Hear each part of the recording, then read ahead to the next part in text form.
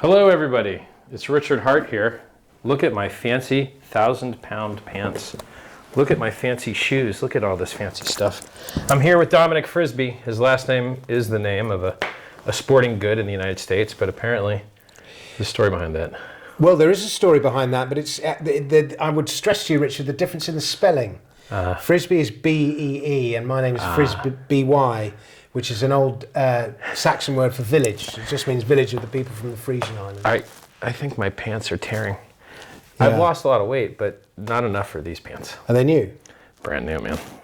Did you buy them deliberately small in the hope that it would encourage you to lose more weight, or did you? I saw gold pants, and I bought a gold sequin outfit, and if I just want to wear the top with some jeans, I thought, gold pants, gold top, it all matches, Dolce & Gabbana. But this is all I had. Nobody has my size anywhere. So. But is it actual gold, or is it just spray? It's spray paint. Yeah. I paid 1,000 pounds, which by the way is like 1,200 euros. It's like $1,500 for spray painted torn pants, which I can barely fit in. Well, they're unique. If nothing else, they're unique. Thanks, man. And we start with the story of how we met. This is an unusual meeting in that I got an email through my website from a chap called Luke Garcia, and he said, you got to meet this guy, Richard Hart. He's behind HEX. He's coming to London next week. Yeah.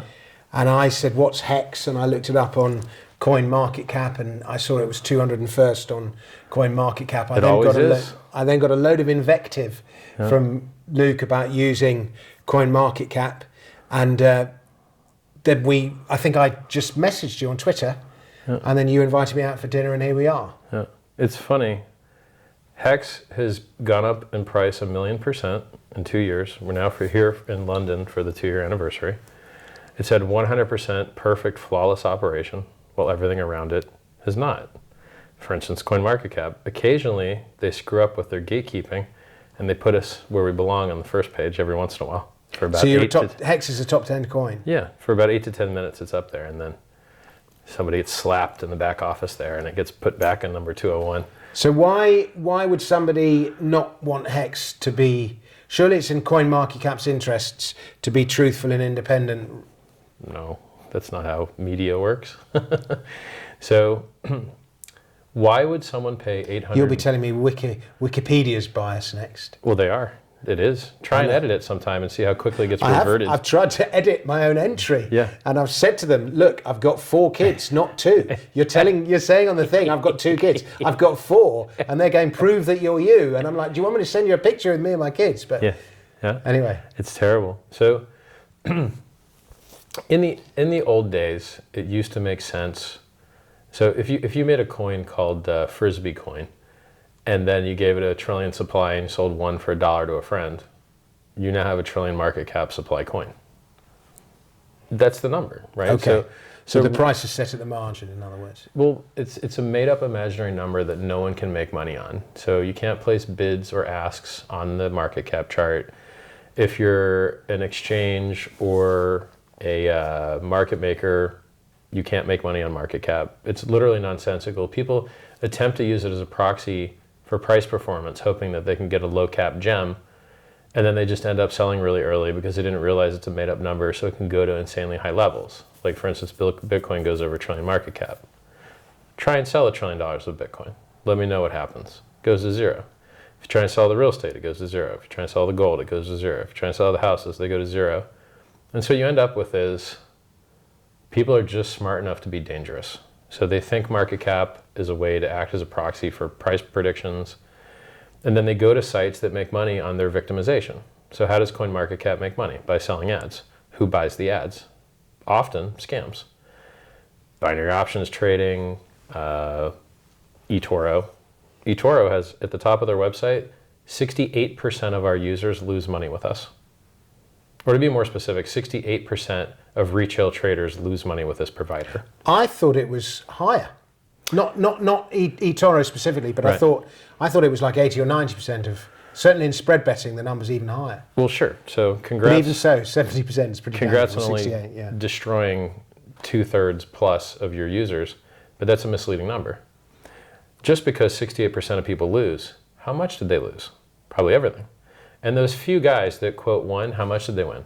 Probably not much, which is why they have a large marketing budget, and why you're seeing their ads is because their ads profit off the victims.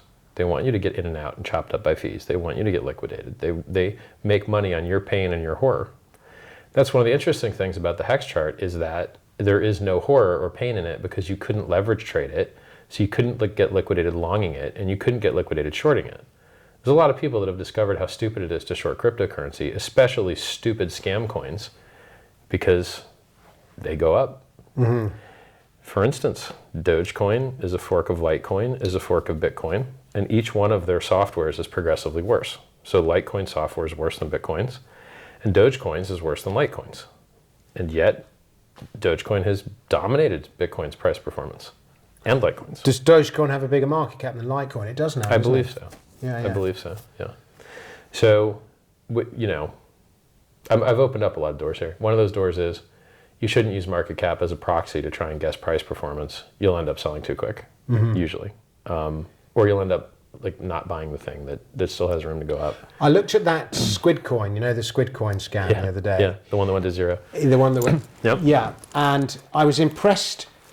I don't know how big the squid coin market cap got to, Yeah. but a figure that did the rounds in that whole scam is that after that whole scam had taken place, the perpetrators only made off with, I think, $3 million.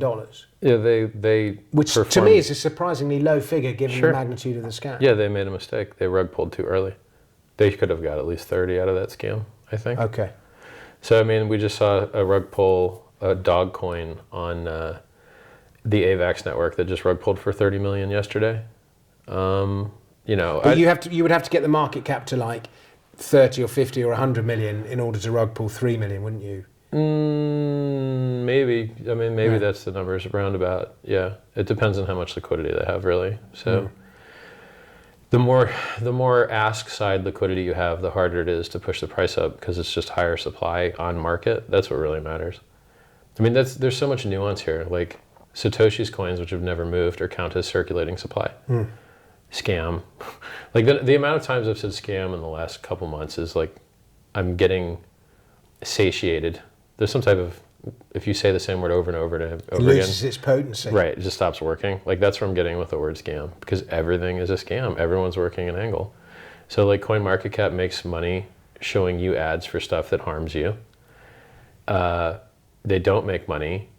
And by the way, who bought CoinMarketCap? A margin trading exchange that gives you 133x leverage to go kill yourself with.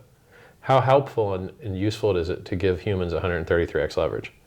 They will get liquidated, they will lose all their money over and over and over again, and the margin trading exchange gets paid for that. So Binance makes money on your horror, and they've been hacked before, and they bought CoinMarketCap, and they're not honest about their rankings, and there's things on the third page that don't belong there. How much did Binance pay for CoinMarketCap? 800 million. No. Now some of that may have been, I don't know, BNB or something, but like it was 800 million. It was the number that was quoted. It's a good payout for the guys who started it. Yeah, I would never pay that.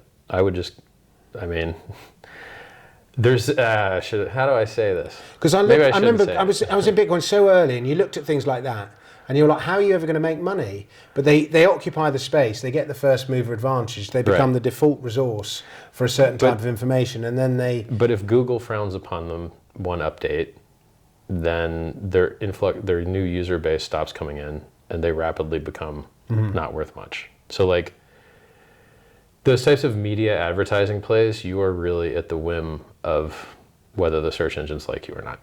So I would rather not pay 800 million for a coin ranking site, build my own coin ranking site, and then do my own SEO and get my own ranking, and you guys can keep yours, and then I'll go build mine, and I don't give you $800 million, and we're all happy. So why don't you build one? Probably have to, because a PulseChain comes out, and now there's 10,000 new coins that have 10,000 new prices. And those 10,000 prices are probably different than the other prices. But I mean, I would have thought of all types of sites, a coin ranking site is like the easiest to code and quantify and automate. It is. There's nothing easier. There really is the easiest.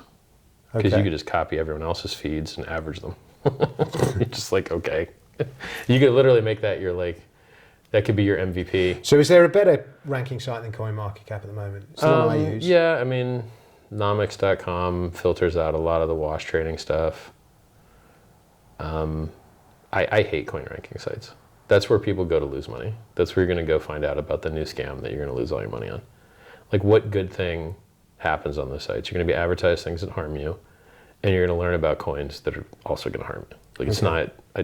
If any of my users are on those sites, I haven't done my job properly. Like, if you hold HEX and you stake HEX, you're not going to see your HEX staking rewards on that site. You should be on the HEX site that's going to show you how much interest you're making, which the coin ranking site won't do. So coins that have a real feature set in excess of token has this price, you know, you should be using a site that's not a coin ranking site.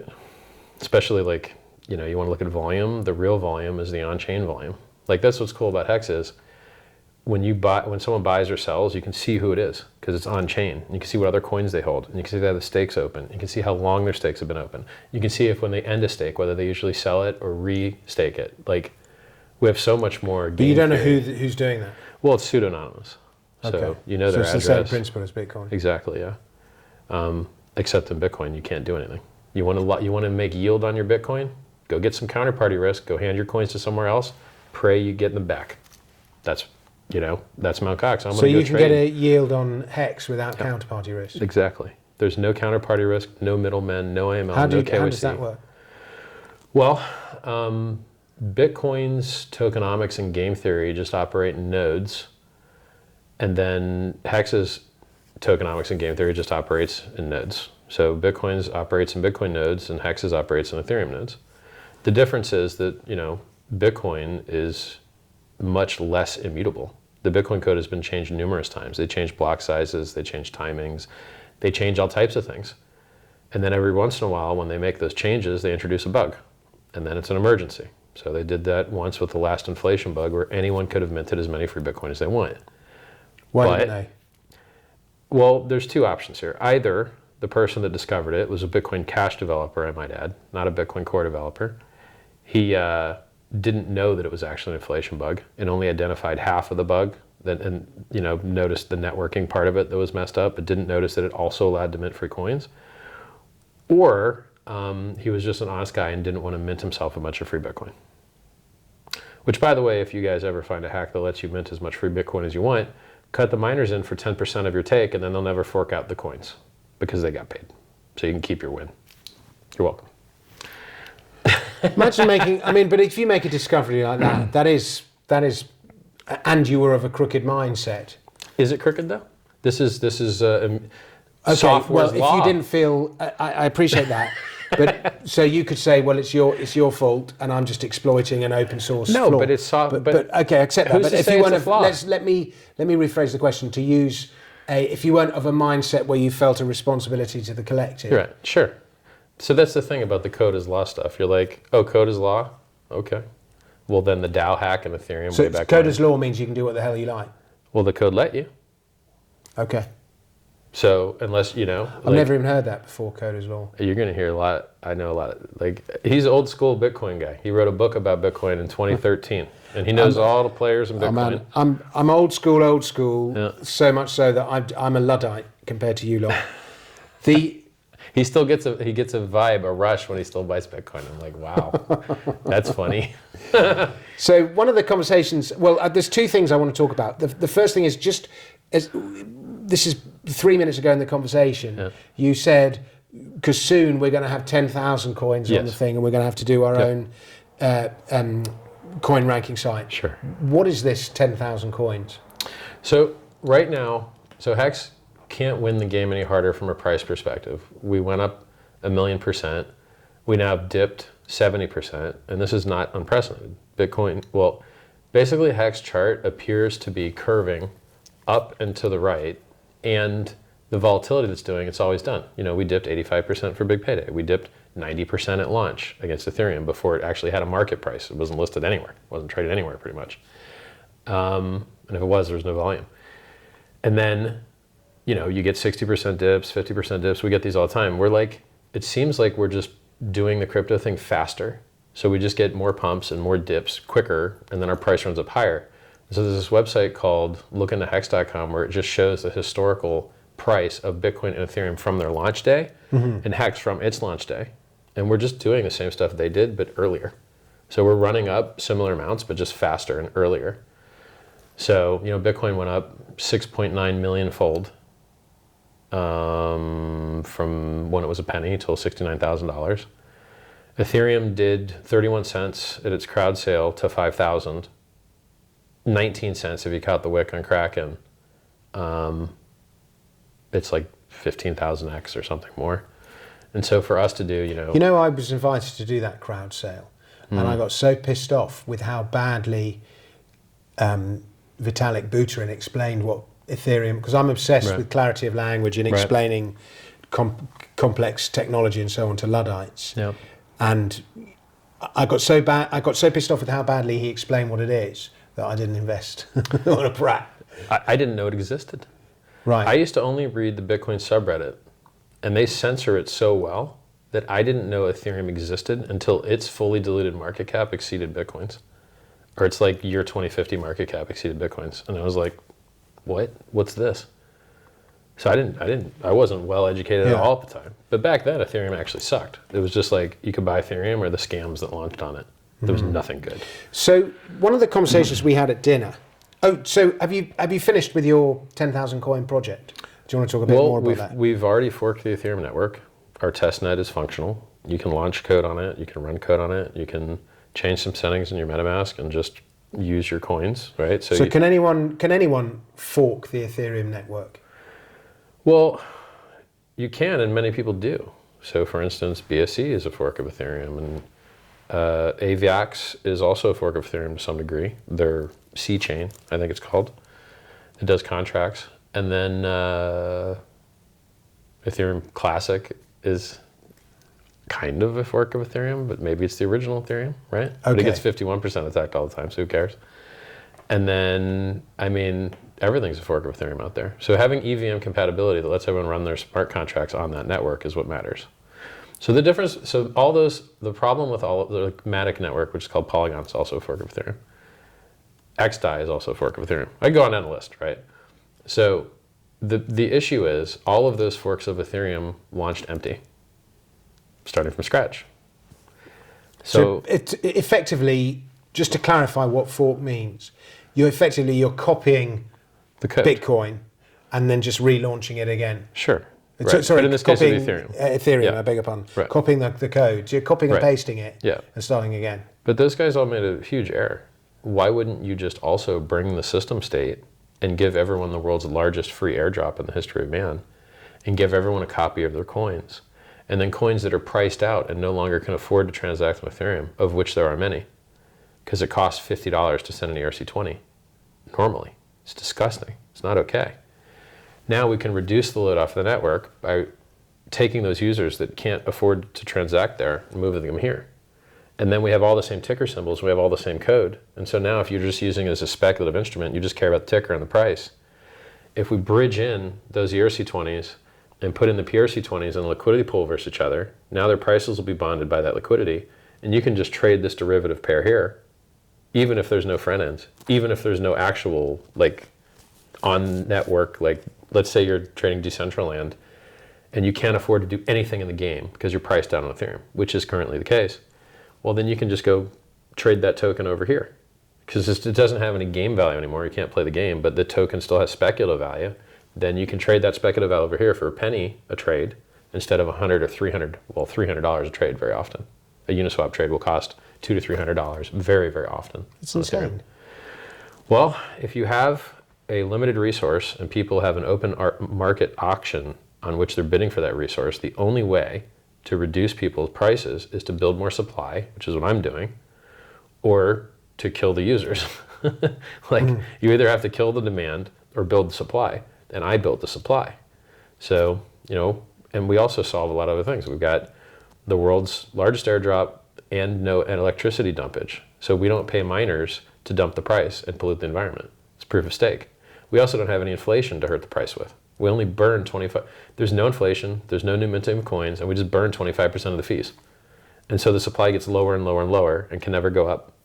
Whereas Bitcoin still inflates. Ethereum still inflates. We're winning the game. So we've got better tokenomics, less negative externalities, the world's largest airdrop. And then, I also got this, there'll be a sacrifice phase for it soon called PulseSwap. It won't be really called PulseSwap, but I have a different name because I thought I had the domain, but I didn't. I was like, yeah, I got this. Oops, I didn't have it. Oh well, I thought I had that.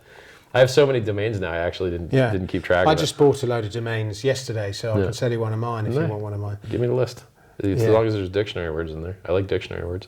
What did I get? Bitcoinweed.cash. I thought that was quite good. Oh, God. MofoBitcoin.com. .cash, my God. Well, they're just cheaper. It's like $2. Yeah, but they hit you on the renew. They might hit you 30 on the renew. Watch it. It's a scam. Oh, it'll be another scam. They won't hit you for 2 on the renew. Well, I did it with, it was Namecheap Black Friday. But watch it, man. On the renew, they'll grab you for 30. I'll check on the auto renew. Yeah, check it. I hope I will have sold it by then. No one's going to buy that, bro. No one's buying a .cash, though, right? Okay. So how does a rookie like me, a Luddite like me, invest in this project that you're doing? Well, you missed the sacrifice phase that raised $27 million for the Sense Foundation.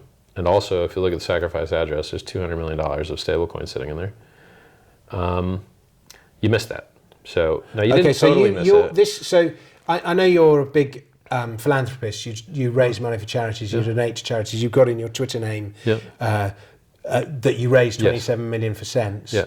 So these coins are your reward for donating to this charity. Is that right? 10%. Like, I don't remember what percent, but like,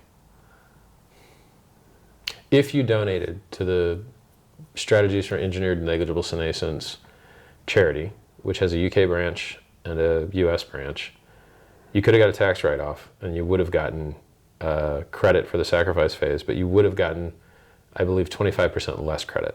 But you got a tax write-off as well. Okay. So it kind of, was fair. I think if you want to participate in the Pulse ecosystem at this point, probably your optimal entry would be PulseSwap. So every Ethereum fork that gets users, Matic, now called Polygon, BSC, AVAX, they all have a Uniswap fork that everyone trades on that, and then that token does very well. So Matic had QuickSwap, BSC had PancakeSwap, AVAX has Trader Joe's, and then PulseChain will have whatever it ends up being called. It was going to be called PulseSwap, but now it's probably going to be called something else. And then, there'll be a place where you can sacrifice your coins, whatever they might be. In the last sacrifice phase, we supported Bitcoin, Bitcoin Cash, Litecoin, Dogecoin, a ton of different coins. You could just sacrifice them, you're going to lose them. You expect no profit from the work of others because of the Howey test. You don't want to be a security. And then you get some free, worthless, valueless coins in return. Because you made a political statement that, you support medical research or you support free speech. Maybe the sacrifice will have a different political statement. We'll see. Maybe it'll be that, your ability to meet other humans is your right to assemble, and it is a right that is being violated by everyone like it's a joke right now, but it's a right that you have. You have the right to assemble with whomever you want, and if you can't assemble with whomever you want, and you're being controlled, your physical location, well, that's what they do in prison. What's prison? It's where you can't hang out with who you want anymore. You can only hang out with those people. They control your physical location. If your physical location is being controlled and who you can associate with is being controlled to some degree in prison. So I don't like a lot of what I see what's going on in the world. So I don't know if that'll be the next political statement or if it's too spicy, So I'm not sure what the next political statement would be. But then you're going to get credited these coins. And there's a chance that when you get these free coins, they might go up a lot in value. So for instance, if you were a Bitcoin holder, you could have claimed HEX for free. And you could have gotten for But I would have had to lose my extremely valuable Bitcoins. No, free. They were given for free. Let me tell you how many people say there's no free money in this world. They're lying. Let me tell you how much free money there is. Bitcoin holders got Bitcoin Cash for free, XRP for free, XLM for free, Bitcoin Gold for free, Bitcoin Rhodium, Bitcoin Platinum, Byteball, HEX. You get all that stuff for free. If you would have got your HEX, so each Bitcoin you would have gotten if you self-referred yourself 15,840 HEX. As of, it was 50 cents. HEX was 56 cents 3 months ago. Or no, maybe less, maybe even less. So you would have gotten $7,000 per Bitcoin. How much is a Bitcoin? 5,500. You're up 15% on your stack. But if you'd staked it, which you've been forced to do, you would have gotten another 30% on big payday. So you would have gotten like $10,000 per Bitcoin. You would have like increased your stack 15 or 20% for free.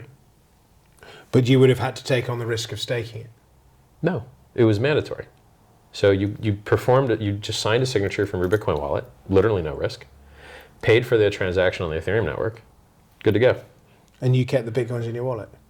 Yeah, they never left, it was free. All those things were free. I can't say I understand it, Richard. No one lost any money claiming any of those things. No, I don't doubt it, but I just, it's like, when Stomach just starts talking about stuff and I just don't get it. Yeah. I got to take a whiz. I got to go pee real quick, guys. Sure. When I mean Ethereum and crypto, by the way, it's interesting how Ethereum's outperforming Bitcoin at the moment. And so it stabilized, and then Michael Saylor came out today. He bought the dip, and El Salvador bought the dip. And the price seems to have stabilized. Which price? Now, Richard was saying, here he's back in the room, Richard was saying, yeah, but now El Salvador and Michael Saylor have bought. What other buyers are there left? So I think Richard's take was quite a bearish take on Bitcoin from these price levels. I said from false moves come fast moves in the opposite direction. Richard's word for that was, what was your word for that? Oh yeah, you could either do swing pattern failure, or you could do Judas candle. The Judas candle, that was Richard's word, the Judas candle. I've just been wittering. I don't think what I said was particularly interesting. That last, I've got to tell you, I'm pretty sure I'm going to cut that last part out because you unplug the mic, it's got the backup mic. I unplugged the mic. No, me. I'm I'm going to go to the bathroom. I'll just unplug the mic. So I unplugged the lapel mic, and then I'm still on the backup mic, and I'm like, okay, so it's darn. probably for the good of the program. That's going to get cut out. Let's see how it comes out, see what you think. So in that case, I'll just reiterate what I was saying, which is that Bitcoin had this high $65,000, $66,000 in the spring. Called the top on the day. I called the top on the day. Richard called the top on the day. Dropped 55% from my call. And on Richard's instructions, it dropped 55%. And then went all the way back to $30,000, give or take, rallied back up to its old highs, exceeded its old highs. By the smallest of markets. Yeah, by 2,000 or 3,000. But a lot of people will have looked at that and gone, it's broken out. And Richard calls it a Judas candle. I described it as from false moves come fast moves in the opposite direction. Yeah. And now we're in correction mode, and we seem to have stabilized around 56, 57, 58, something like that. I don't think we've stabilized at all. So basically, I'm reversing it for you guys at home. Bitcoin went up, and then it fell out of its parabola, just as I predicted. And then it dropped 55%, and then it did something weird, which it's never done before, and decided to go and make an ever so slightly higher high, which I think is a double top. It doesn't have to be, but I think it is.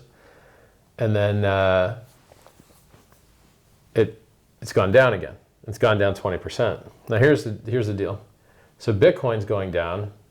Its bear flag is pointed downwards, but Ethereum's bear flag is pointed upwards. And so Ethereum is showing relative strength to Bitcoin, which is why it keeps gaining on the Ethereum Bitcoin pair, because there's just more demand for Ethereum, which is why from the COVID dip, Ethereum went up 50x. It went up from 88 to 5,000, and Bitcoin only went from 3,800 to 69K. And so Bitcoin did a 15x, and Ethereum did a 50x, and HEX did a 10,000x.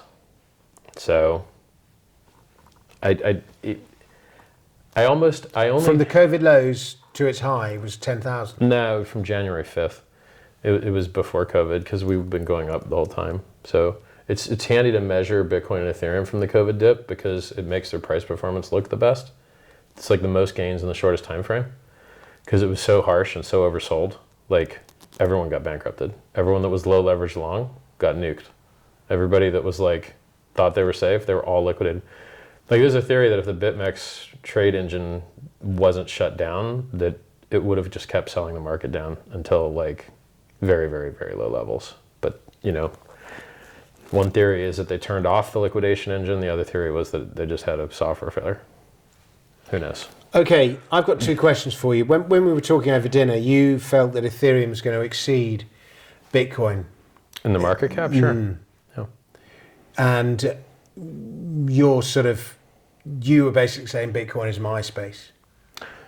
Yeah. Yep. Do you want to expand on that a little? Sure. What does Bitcoin do better than Ethereum? The thing that Bitcoin has is the network. Explain that. More users? More users, more... Why do you think it has more users? Because it's just got the first mover advantage. Everyone's heard about it. I don't think there are more users. I don't think there are. I think if you want to buy an NFT, you're on Ethereum. If you want to enter the metaverse, you're on Ethereum. You want to do decentralized on-chain exchange, you're on Ethereum. You want to use stablecoins, you're on Ethereum. Most people don't do that though. Most people buy a little bit of weed on the dark net, or just buy some Bitcoin. I don't think darknet's that popular. Darknet doesn't do much transaction volume. It's really only 1 to 2% of all the volume. The vast majority of the volume is speculative. Mm-hmm. Anybody that buys SHIB, Ethereum.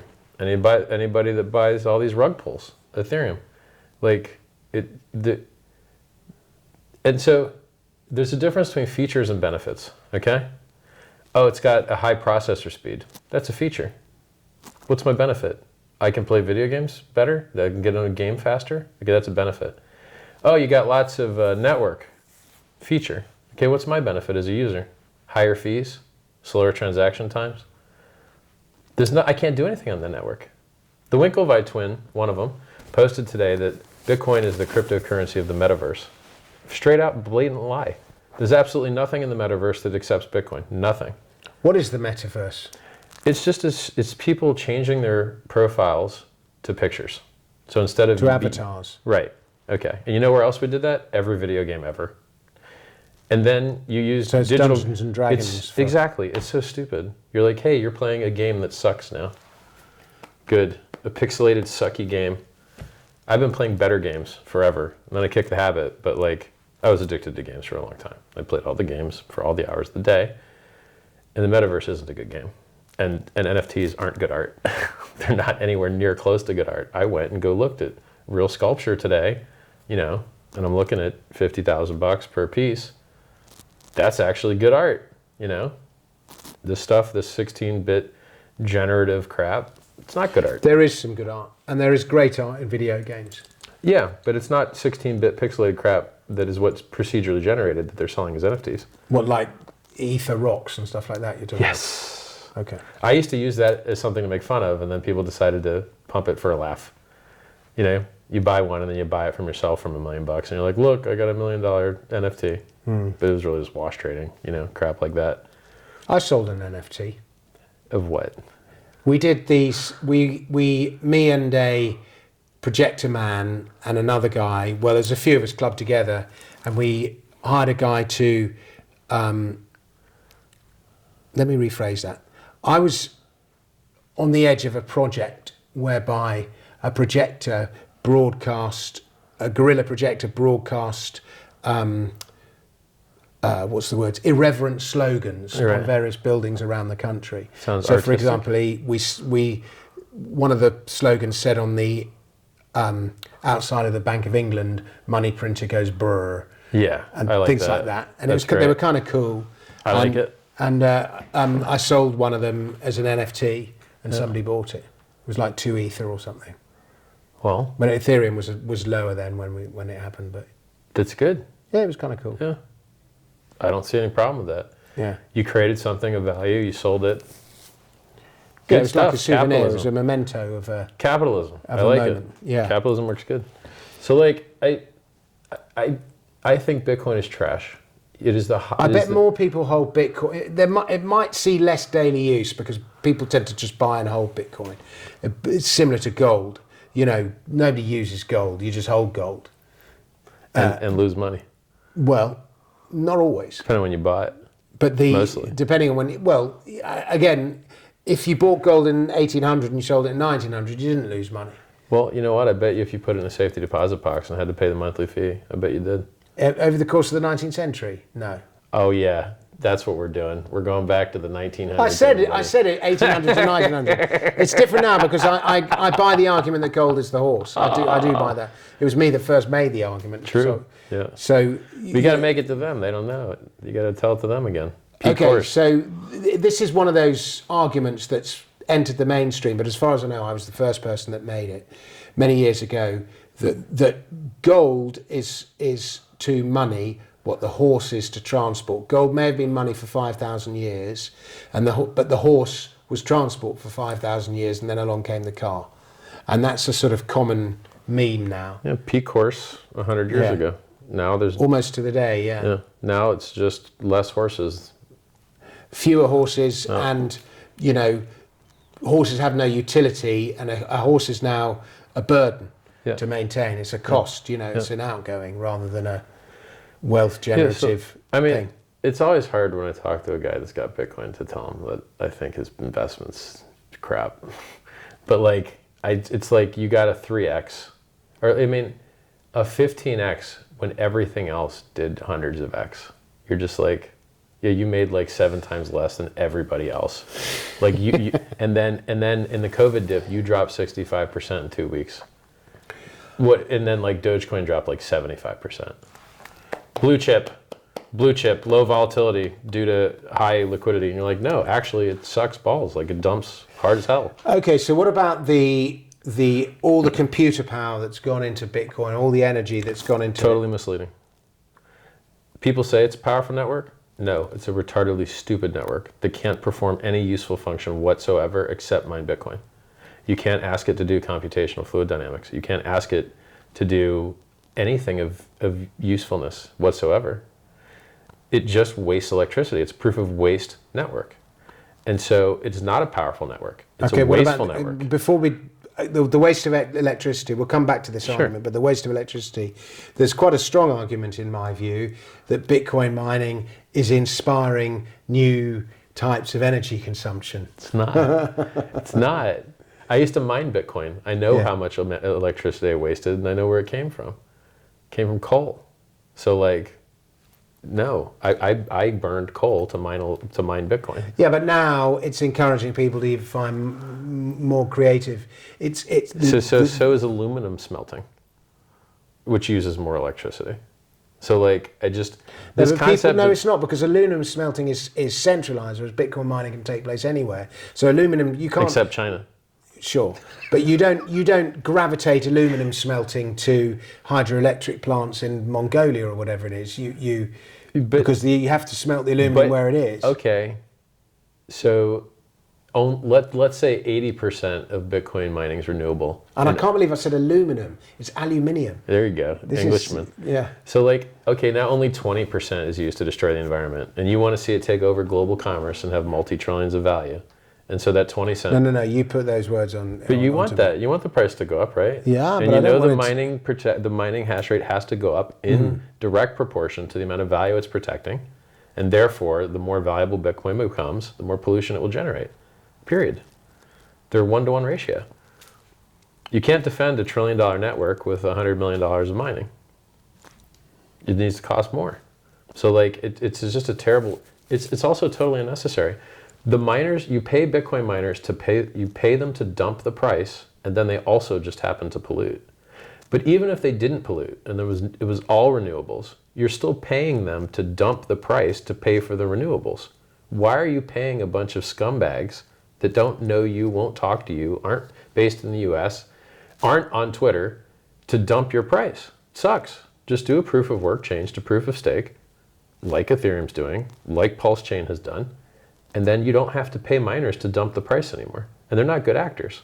Do you remember what Jihan Wu and Bitmain did when they tried to death spiral Bitcoin and had over half the hash rate, and Bitcoin Cash had half the price of Bitcoin? They almost killed Bitcoin.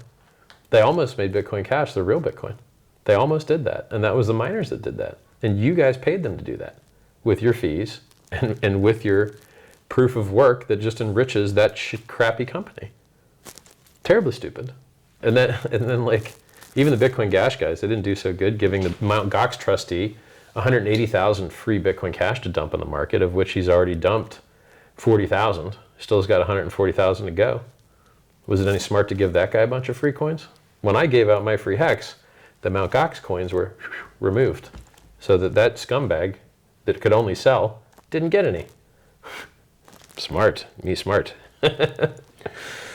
So, okay, so in your view, Ethereum has more daily users, put it that way, than Bitcoin does. Surely, yeah. And it's the value of the Ethereum network will exceed the value of the Bitcoin network. Yeah, and it also has higher throughput. It has higher network usage. It performs more transactions. It is the layer 2 scaling for Bitcoin. There's 10 times more Ethereum wrapped on the Ethereum network than there's 10 times more Bitcoin wrapped on the Ethereum network than there is in the Lightning network. Probably more than 10 times. You want stable coins, you're on Ethereum. You want NFTs, you're on Ethereum. You want time deposit HEX, you're on Ethereum. So has El Salvador made a mistake? Yeah. Yep. Terrible. I mean, they're gonna lose more money with Bitcoin than they would have with Ethereum. I think they bought the top, and on top of buying the top, they bought the wrong coin. So, I mean, look, we've already seen these dips. During the bear market of 2017 and 2018, or 2018 and 2019. Actually, the last bear market only lasted a year. And thus, the top was like December 27th or something. And so we'll call it just 2018. So the bear market of 2018 saw Bitcoin drop 85% and Ethereum drop 95%. Mm-hmm. Okay. And then Dogecoin dropped 95%. And like all the alts just dropped 95%. And you're like, so that's the difference between Bitcoin, the blue chip, and the alts? That 10%. Now it's a little bit misleading. Yeah, but what you've seen is that most of the altcoins that were flavour of the month in that 2016 to 2018 bull market will have dropped by more than Bitcoin, but most of them haven't recovered. The coins that are outperforming Bitcoins are mostly speaking newer coins.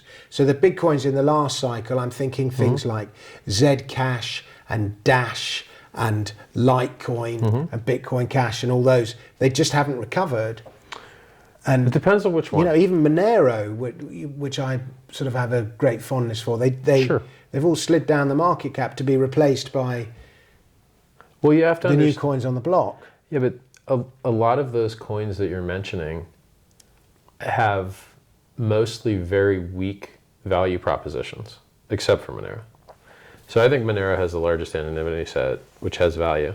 But then they also had a bug where if you spent your coins within 2 hours of receiving them, you weren't anonymous. Oopsie. HEX, 100% perfect flawless operation. Monero, not. And then I could, like XLM, 10% inflation bug. Ravencoin, 10% inflation bug. KuCoin, hacked. Binance, hacked. OKX founder, jail, month and a half. Accounts frozen, no withdrawals, month and a half. BitMEX, founders arrested, indicted. HEX, 100% perfect flawless operation. Like Bitcoin, inflation bug, caught by Bitcoin Cash developer. Lucky. Had an inflation bug where they had to roll the chain back in 2010, it's spaghetti code. Every time they upgrade it, there's a chance that they affect consensus. Every single upgrade they do, there's a chance that they affect consensus. And HEX, you can't affect consensus. It's locked, it's isolated, it's modular. So how can it progress and improve then? Because everything around it improves. That doesn't have to do with consensus.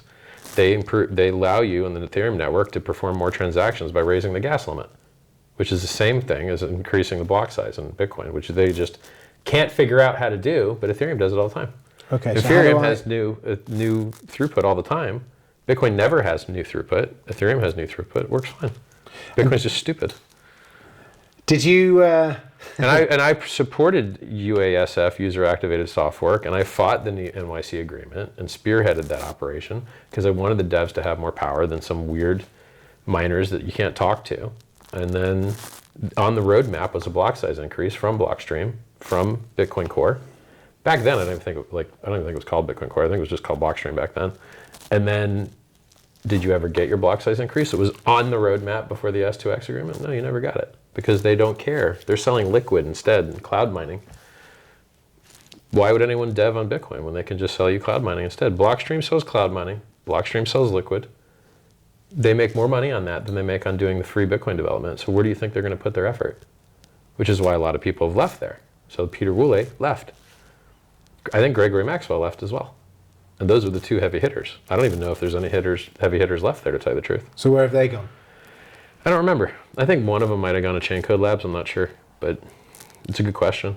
I just care so little. I mean, Bitcoin to me is really just a hashtag I use to leech their users away, to put them in a better product. It doesn't mean anything else to me. Okay, so now you mentioned HEX a few times, and as right you should, because it's your baby. Did you say it was off it had a correction? It's off. It dropped 70%. Yeah, recently. Was that sort of in tandem with the broader markets? No, we're mostly de-correlated. So when Bitcoin was dying and it was going from 65K down to 30, we were just making all-time highs all the time. Okay. And then, we really marched to the tune of our own drummer. So I invented something called Hart's Law. And Hart's Law states that the prices of assets that trade together are bonded by their liquidity. And that's why it seems like there's some magical hand buying and selling everything at the same time, making all the prices move at the same time. Like some fund is running like a market cap adjusted. Yeah, I mean, thing. I just sort of think crypto moves together, and you're saying it doesn't. I know why. Well, no, it does, but I know why it does. Okay. So when you have Bitcoin and Ethereum in a pair, you can exchange them one for one. If Bitcoin goes up for the dollar, Ethereum goes up for the dollar, because you can trade your Ethereum for the Bitcoin that went up for the dollar. If you have Bitcoin and Ethereum goes up for the dollar, Bitcoin goes up for the dollar, because you can trade them for each other.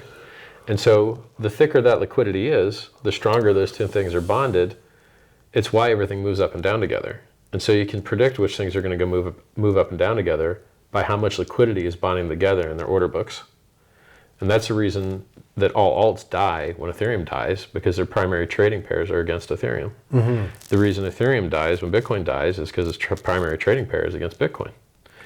But HEX is primary. Is that, I mean, I noticed in previous cycles, it might not be the case now, but so crypto goes into a bear market. Sure. So everyone sells their alts for Ethereum, and then they sell their alts, then they sell their Ethereum in order to get out of Ethereum, either for Bitcoin or into fiat. Into fiat. Yeah.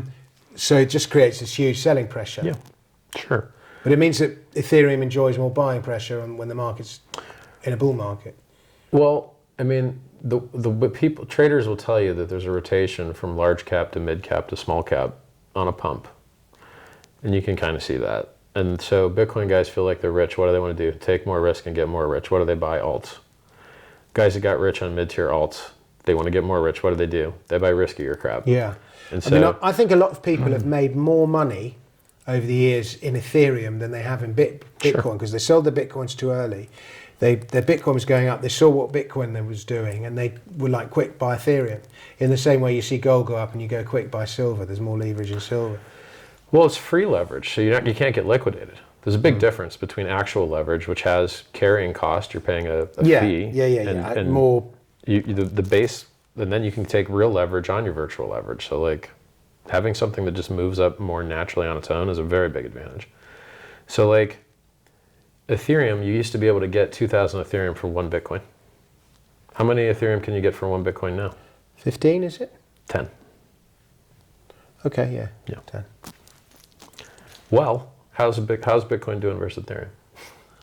I mean, you can't get more obvious. You can't get more obvious. It doesn't get. Okay, so you said to me a great line at dinner, which is that if you make the right choice in an altcoin, you can make more in a day than you can in a year, or something like that. In Bitcoin, yeah. Because Bitcoin just doesn't move up much. I mean, everything like...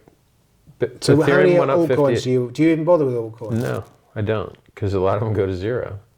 So for me, the things that I build, I want to outperform everything else. And so that for me is maximum positive EV, in my opinion. So should we all be buying HEX at the moment? If you look at the chart historically, HEX at a 60 to 70% dip has always been an absolutely fantastic opportunity. And now you're going to get HEX on two chains. You're going to have HEX on the Ethereum network, and you're going to have HEX on the Pulse network. And what's HEX's market cap now? I know it's probably about 100 billion, probably. 100 billion with a B. And how many HEXs are there in? 650 billion, I think. Okay, so what's the price of a HEX? 18 cents. Okay, and what's the point of HEX? What does it do? Oh, so Bitcoin attempted to be peer-to-peer digital cash, failed entirely. Then it attempted to be programmable money, failed entirely. Then it attempted to be digital gold. Seems like that's working out, and it's a more valuable thing to do. Congratulations. HEX attempted to be the thing that monetized time, like a time deposit. So it's a larger market than printed currency. There's over $7.2 trillion in the United States and China in time deposits. There's only $5 trillion of printed cash. It's also acted... 7 trillion time deposits, 5 trillion in cash. Yes. There's also, and I'm quoting you last year's numbers, so hopefully they're still accurate, which they likely are. Also, we accidentally do the other things that Bitcoin wanted to do better. We are a better programmable money. We are extensible. People have built games on top of it. You build a game on Bitcoin? No, you can't. It's not extensible. You can't use it. It's cost too much. It's too slow. Oh, I'm going to wait an hour for my transaction and sometimes 3 to get my first confirmation. It's not okay. You can't wait 3 hours for confirmation. It's horrible. So we're more extensible. We have more modular, more secure software. It's literally less likely to ever have an inflation bug and many other forms of bugs. It has higher performance. Is the software open source? The network it runs on is open source, and you can view and verify the software, but the actual code itself is not licensed for forking, which is a strong competitive advantage. Because when people fork off a Bitcoin and it splits their users, it kind of takes away some of the money. But in HEX, there's one HEX, and that's it. There's one HEX, and other people have tried to do their own code bases and do similar things, and many have gone to zero, like literally zero. One got rug pulled at launch to zero by the devs. Another got rug pulled later based on an inflation bug. Inflation bugs are the most common bug in crypto. XLM, Monero had an inflation bug, but they patched it. Bitcoin twice, Ravencoin. Inflation bug is the most dangerous and most widely executed hack or bug or exploit in cryptocurrency, and HEX directly solves it, and then everyone else is just like, oh, why is HEX good? I don't know. What does it do? Well, it's more secure. Like if you care about more secure, you could buy HEX just because it's more secure. If you care about price performance, if you care about... So who uses HEX? God, we have young people, old people, technically savvy people. We had an 80-year-old guy that had hundreds of millions of dollars HEX that got hacked with a SIM swap recently. He had 10-year stakes. He's 80 years old. He got hacked with a SIM swap? Yeah. Tell me what that means. They impersonate you at the carrier or have a friend that works there. They take over your SIM stops working. It moves to their phone instead. So now their phone works as though it were you. They log into all your online accounts, look at all the documents you saved. Your seed words are there.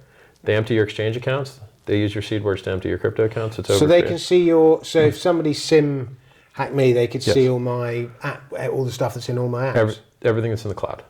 Everything that you let go to the cloud. So if you use Apple, if you let your phone sync to the cloud, which it constantly tries to shove you into doing, when they SIM swap you, they have everything. Then they get everything. God, blimey, that's a bit vulnerable with that. The hundreds and hundreds of millions of dollars has been lost that way. Now here's the funny thing. Presumably you can protect yourself with 2 and 3 factor multi-sig and all that.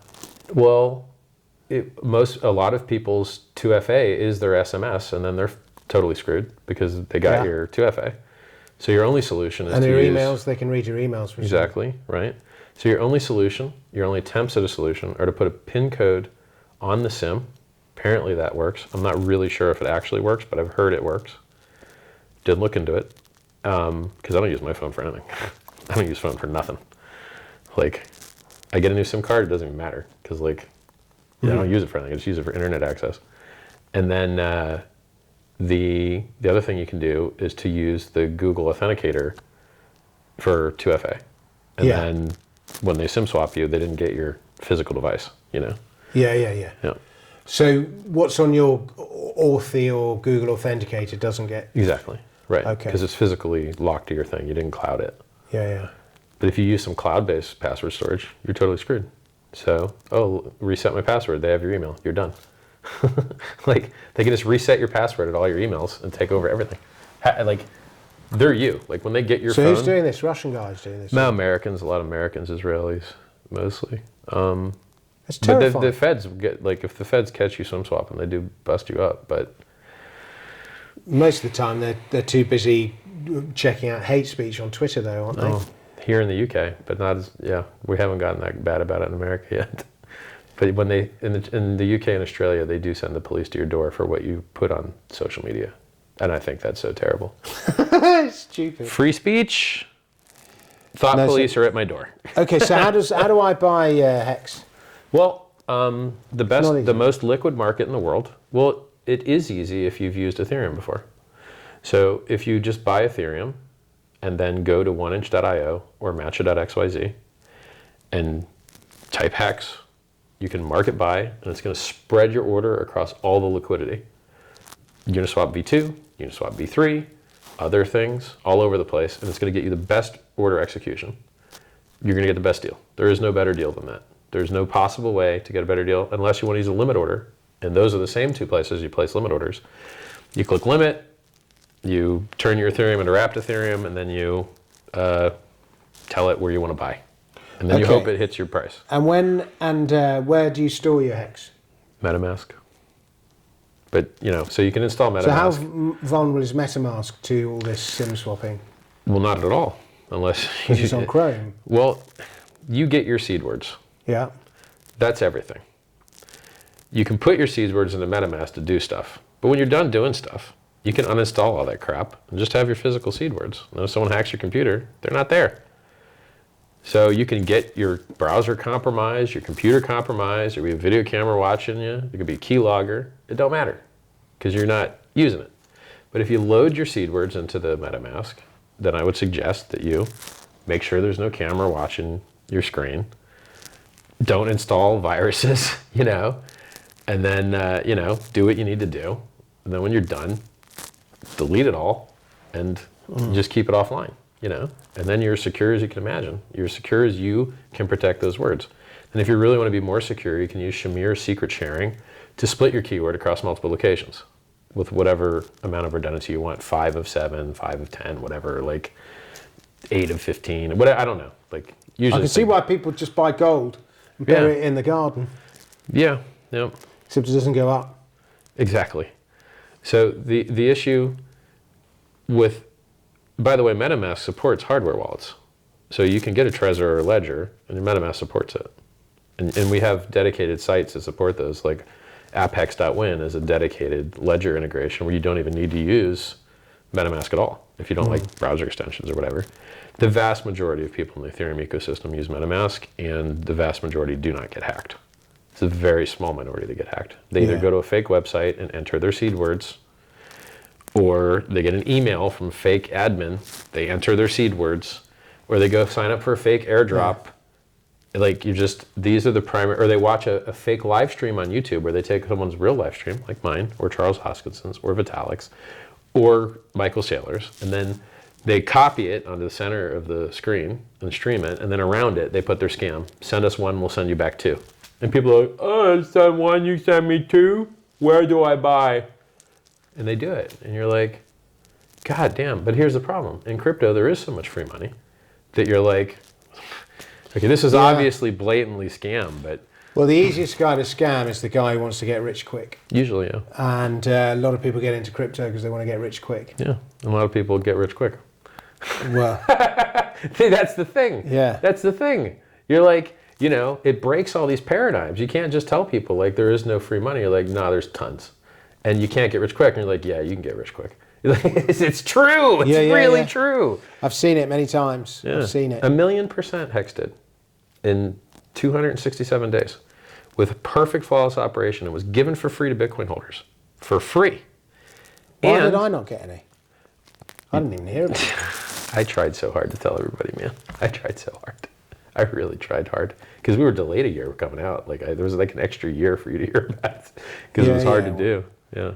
So HEX is the first thing in the world to monetize time. And people lock their coins on average 5.8 years. And I tell you, the only reason why any of these coins go up is because people buy and hold. And everything else is a narrative meme. Bitcoin was going to be peer-to-peer digital cash. Oops. It was going to be programmable money. Oops. Now it's something else. It doesn't really matter. It's just a narrative excuse meme to get people to buy and hold. Sure. I mean, there were lots of companies that started out doing one thing and then ended up doing something else. Flickr, Instagram, everybody. Like particularly in software. Sure. Yep. The original Bitcoin client had a poker client in it. Pivoted. I know the guy who wrote the code for that. Oh, cool. Amir Taaki. I think it was before Amir's time. I don't think Amir was in there in 2009. This is the original first client. Amir came in later. Maybe, but not long after. I know he was looking, because I know he was playing poker online, and all the houses were ripping people off. People were hacking the houses. Sure. And he was so he invented a system of decentralized shuffling. Okay. And then he wanted some decentralized money to use together with the decentralized shuffling, and he kept trying to find a solution, and he kept coming back to Bitcoin. To Amir?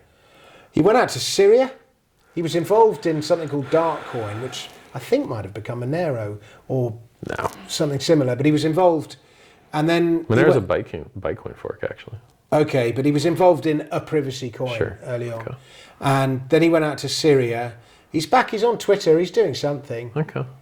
He's kind of a dude, he's a big champion of bringing it down the system. Have you ever thought about how many Bitcoin devs left Bitcoin? Satoshi left, Mike Hearn left, Gavin Anderson left, Amir left, I think. Jeff Garzik left, but he's a scumbag anyway, so who cares? He's a piece of trash, that guy. Okay, I can't. He said he was going to do SegWit 2x. Okay, he's going to force that fork with that blockchain increase. Bitfinex to open options trading, or rather futures trading on that. So if you bet on Jeff Garzik, you lost all your money. So if you traded your Bitcoin fork futures for S2X futures on Finex, you lost all your money because you bet on that fat piece of trash.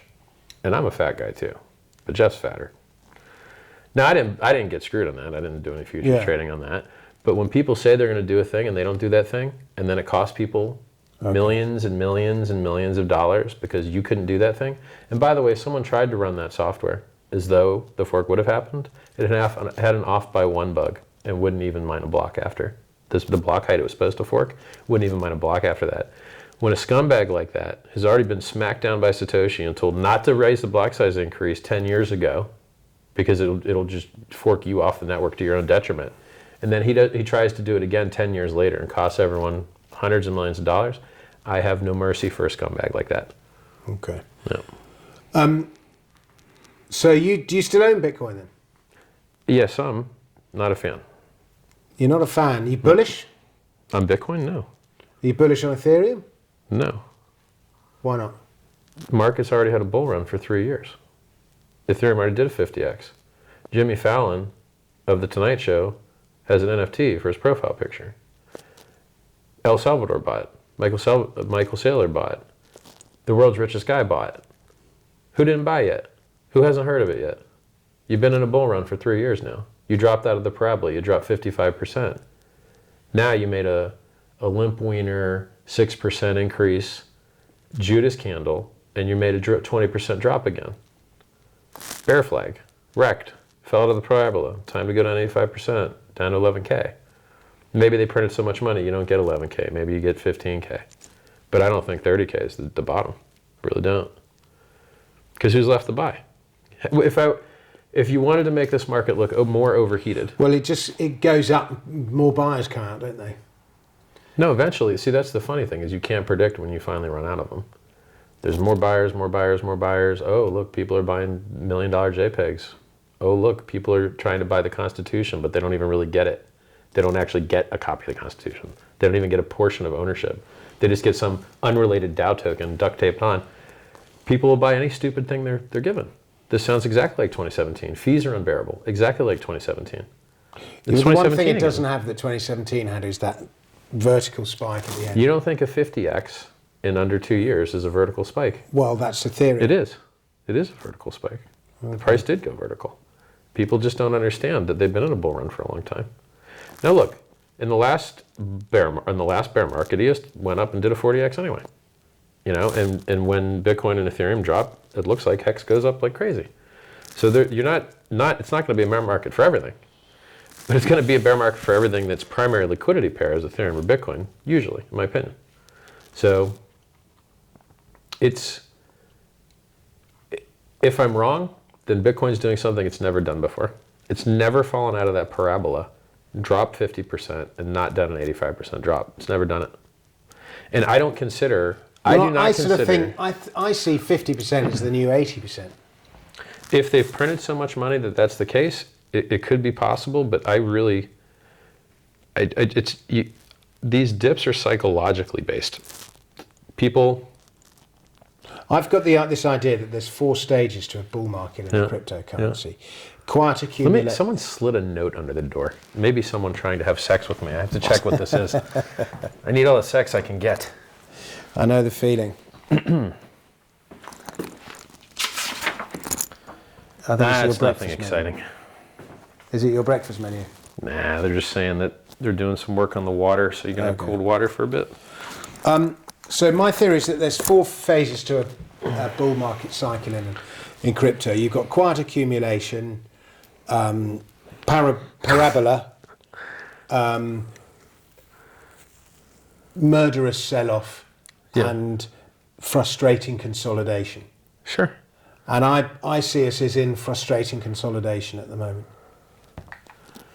And retesting the old highs and not properly breaking out is all part of frustrating consolidation. Consolidation is usually a much tighter range, in my opinion. And they go on for longer than you ever want or expect.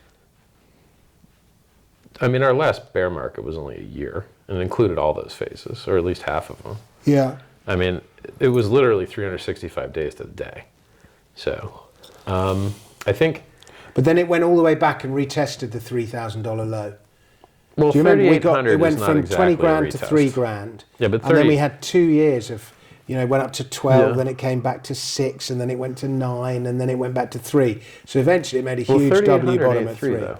I mean, it's a third up. Like it's, you could have set bids at 3,500, never been filled, and been very unhappy.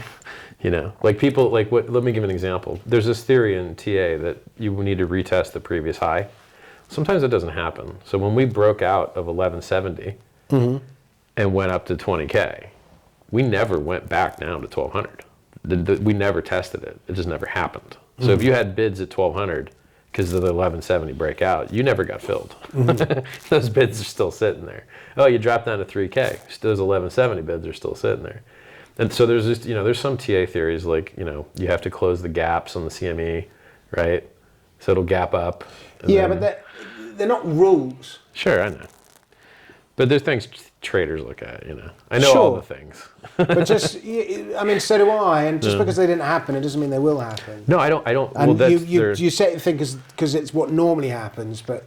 Well, no, but like, I'm just saying that in crypto, you'll get left behind easy. If you're waiting for a retest. Oh, yeah. You're like, no. We had this in HEX. Some guy, we call him the Godwill. He's got 100,000 Ethereum plus. This is just like one address we know. He's got 100,000. I think he's got other addresses too. He just How doubled. do you know he's got 100,000? Well, it's on chain. You just see it. Oh, okay.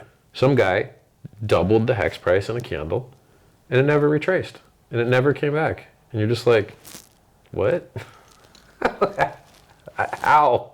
He just 10,000 ETH market bought, doubled the price. Price didn't even retrace. You would never expect that. You're like, okay, no retest to breakout, no retrace, nothing, just more up. Then you see this in a lot of charts, man, and it's like HEX is only now starting to do some of the TA things that I'm used to seeing. Like earlier, it was its own weird animal, and now it like acts a little bit more predictable. So, I think. Are there any? Do you even look at other altcoins? Or any other altcoins you like at the minute? Or are there any developers whose work you like who we should be looking out for? Well, look, if you want the world's largest anonymity set, Monero, but they did have that bug, which meant it wasn't anonymous, which kind of sucked. Well, Monero's cool, but it slides. It slides down the... It's not meant to be highly performative. I once listened to a talk by a Monero maximalist, and it was one of the best talks I've ever heard. It was great. He was wrong, though. Still a good talk. Look, I can tell you that Fluffy Pony likes PulseChain and likes what we're doing, and has volunteered to help and stuff, and we just have it covered, so we've never really had to... We asked for his help a little bit about integrating Monero for sacrifice. So you can sacrifice Monero for Pulse. You will be able to sacrifice Monero for PulseSwap and whatever it's called. So I appreciate what he does, Like I think anonymity is a human right, privacy is a human right, and we need to regain our digital rights the way that we used to have analog rights. If you're a business and you pay in crypto, all your employees know what your other employees are making because they can see it on chain. Is that good for business? No, it's not good for business. So you need anonymity just to run a business normally, and you used to have that. When I write you a normal check, do you know how much money is in my bank account? Do you know who else I'm paying and what I'm paying them? Well, you do in crypto. That's crap. That's worse, right? And now that Ethereum fees are so high, to pay $50 to pay everyone sucks.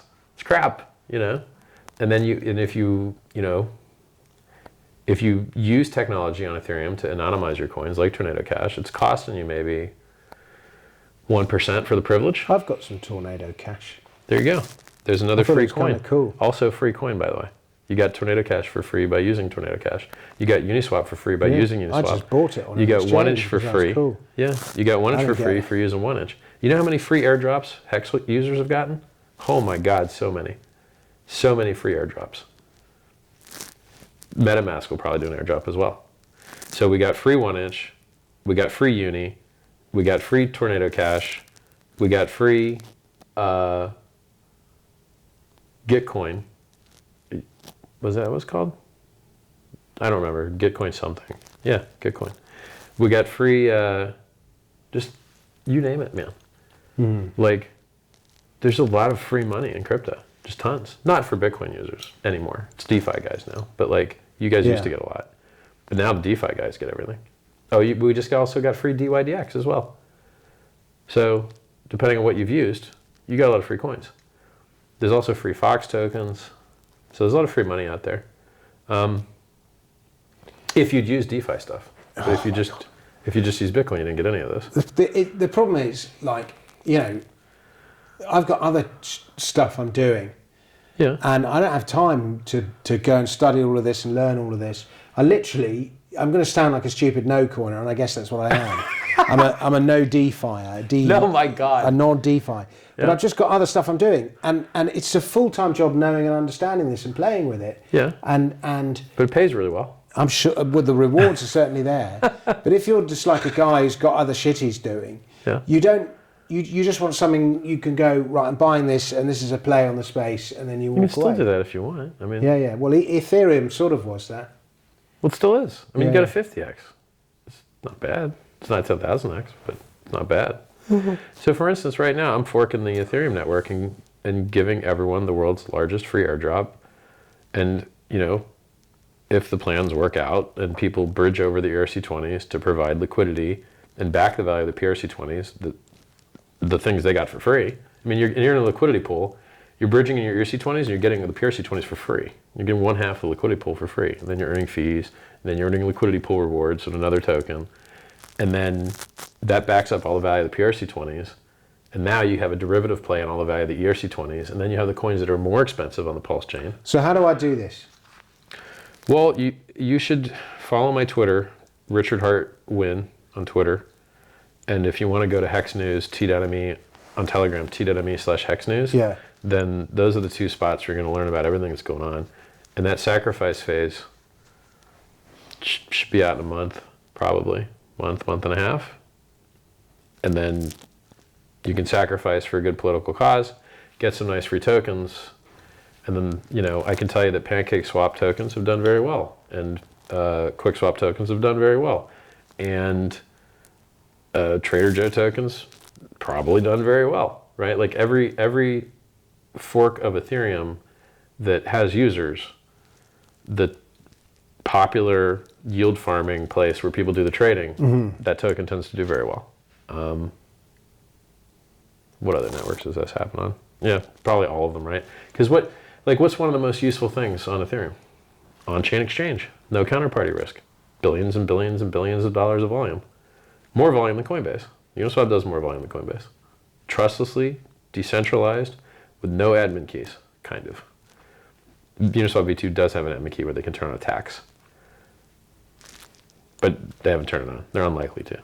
So, but other than that, there's no rug pull risk or whatever, right? So, I think that the addition of those automated market maker trading. Do you know about automated market makers? Sort of. Okay. I can tell you what they are. Go on then. Okay. So normal order book, people, place their asks, they're selling, people place their bids, they're buying, and you do a trade, and then those orders are gone. And you just hope that new orders appear, or else you don't have anyone to trade with. Yeah. And what usually fulfills that in normal markets are called market makers, and they keep a spread. And so they make the bid-ask spread. And they hope that the price flops around in that range, and they keep making fees, so they can afford to rebuy inventory if the price leaves the range. And then they're on the wrong side of it, and they got to rebuy inventory to play that game up there, or down here. So the innovation of automated market makers was, we're just going to make a market maker that's always there and will always trade with you, no matter what, forever, and it's automated. There's no bot, there's no machine. It just works always. And so if you buy up coins, so you put your coins in, you take a different coin out, it looks at the ratio, and that ratio is the price. So if a Bitcoin was worth an Ethereum, or if a HEX was worth $1, right? You'd have, a million HEX in the pool. You'd have $1 million in the pool. And so let's say you bought $500,000 of HEX. Now you added $500,000 in pools. Now there's 1.5 million there, and you pulled out half the HEX. And so now there's only 500,000 HEX there. And what's the ratio of $1.5 million to 500,000? It's a 3-to-1 ratio. So now the price is $3. So if you bought up half the pool, you raise the price 3x. And then basically it's So that's what happens with those scams, because people create their own liquidity, don't they? Well, you would have had very similar things on normal order books anyway. Like you didn't need automated makers to perform scamming, right? So like BitConnect was a scam. No. I mean I didn't mean automated market makers. I beg your pardon. I meant you would provide liquidity on both sides in the scam to make it look like there was a lot more trading than there actually was. Well, before you pull the rug. No, because you need to actually perform trades if you want it to look busy. So you'd have to spam it with trades or whatever. But you'd also now have to pay $300 for each trade. Because the fees are so high. So I think that the price of gas kind of limits the amount of wash trading you see, because you'll have a high overhead for trying to play that game. And I think most people can see through it. You can just tell, like, oh, look, the same addresses are buying from each other, because it's all on chain. And it's not anonymous. And then if you saw someone going through Tornado.Cash, you'd be like, oh, there's something shady going on there. So I don't think you really have a lot of that. You do have a lot of people they'll make coins you can't sell. So when you go to try and sell them, it doesn't work. I've seen that. And then you have coins where they get real popular real quick, and then the does rug pull it, and it goes to zero. And then you also see ones where they're just exploits, where there's an inflation bug, and it goes to zero, because you can mint infinite inflation if you're the exploiter and just sell all the liquidity until zero. So those are very common, sure, which is why HEX had 2 security audits and 1 economics audit before launch. And it's why we run perfectly. We're highly gas optimized. But even with those optimizations, it still sucks because the fees are high. But you don't have to stake. You don't have to do those things. You don't have to trade. You can just buy and hold. And then in crypto, who gets rich? Founders and holders. And who gets wrecked? Traders. And where do the traders' money go? Exchanges and holders. That's it. That's the ecosystem. Yeah. So buy and hold and hope you choose the right one. And if you choose ones that have product market fit and a strong user base, strong brand, strong founder, strong marketing, strong value proposition, walled garden, barrier to entry, HEX code isn't open source. You can't just fork it. So you see lots of forks of Bitcoin. You don't see any forks of HEX. No. Me smart. It's just better, right? Yeah. And you see lots of people talk trash about Bitcoin as soon as they sell it. They don't like it anymore. But in HEX, when you got a 5.8 year average stake, there's not too many people demonizing it, because they're locked in and they love it and they're going to keep loving it, So, yeah, I think HEX is a good buying opportunity. I don't have a crystal ball, right? I never know when the price is going to go up or down. But historically in the chart, every 60 or 70% dip has been a wonderful opportunity. And you're getting the coins on 2 chains. And when, the value of the coins in the Pulse chain is, I believe, going to be in some degree to the liquidity that's willing to back them and act as liquidity and buy them, right? Will there be a PulseChain coin? Yeah. So what we did was we gave the coins to people that sacrificed them to support free speech. We gave the coins to people that sacrificed their crypto to the Sens Foundation. 27 million fiat worth did. They sold for real cash, 27.5 million. And then Ethereum holders also get 1-to-1 ratio. So if you have 1 Ethereum, like Bitcoin, I think Vitalik has like 300,000 Ethereum. So he's going to get 300,000 Pulse. But you also could have got 300,000 Pulse by putting in like 20 grand or something. Okay. Because we inflated the supply of the network by a million X. So the supply of the Pulse network is going to be 150 trillion roundabout. So Vitalik ain't getting much of an airdrop. Okay. But he's going to be able to use the network because it's almost free to use. Okay. So it's like, but all the ERC20 guys get a free ride. They don't get any dilution. Oh, here, you want to hear some brain wreckers? Here's some brain wreckers. Well, I think I'm already brain wrecked. But go on, tell me. You're falling asleep. So USDC is very valuable. You're going to have a copy of USDC on Pulse, but it's not going to be backed by anything. But we already know that USDT was fractionally reserved and still held its peg. So can you take fractional reserve to 0? And what does the value go to? And with an automated market maker pair, you can't actually ever trade it to actual 0. You can just ask them to near it, but you can't actually trade it 0. So you also can't do that in a normal legacy market. They just won't let you bid that. You can't bid 0. It won't let you. So, and then you've got algorithmic stablecoins. Do the USDC, USDT guys use their admin keys to invalidate all the coins and get sued by the users, perhaps? I don't think or so. do they let them just trade and float, and then do they eventually launch their counterparty laden USDC, USDT things actually on the chain like they've done on TRX and Polygon and other places? It's going to be wild. We have no idea. Is CoinMarketCap going to list the 10,000 new coins and the 10,000 new prices? I mean, it's doubling the entire altcoin network, I suppose, isn't it? It's going to be absolutely crazy, man. It's going to be crazy. And that's the thing I love is it's so easy to on-ramp new users because you literally just, in MetaMask, it's always been built to be multi-network. Yeah. So literally at the top, it says Ethereum mainnet.